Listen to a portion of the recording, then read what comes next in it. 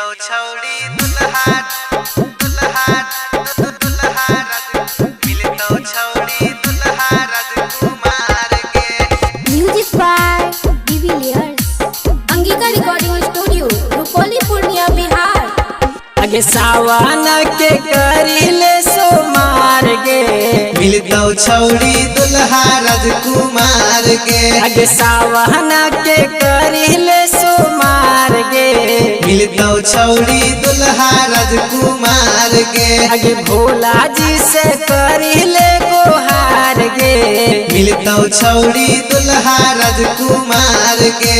मिलतो छौड़ी दुल्हा दुल्हा दुल्हा राजकुमार के। म्यूजिक बाय डिविलियर्स, मिलतो छौड़ी दुल्हा राजकुमार के।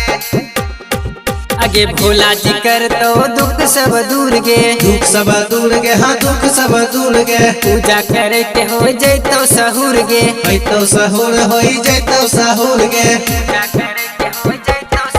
आगे भोला जी कर तो दुख सब दूर गे पूजा करे के हो जैतो सहूर गे बढ़िया रह तो घरवा दुआर गे मिलतो छौड़ी दुल्हा राजकुमार के। आगे भोला जी से करिले गोहार गे मिलतो छौड़ी दुल्हा राजकुमार के।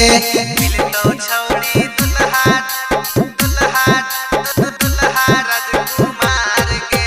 Music by de Villiers, Angika recording studio, Rupauli Purnia Bihar. राजकुमार के। आगे भाई के जैसन रहतो देवरवा रहतो देवरवा के रहतो देवरवा।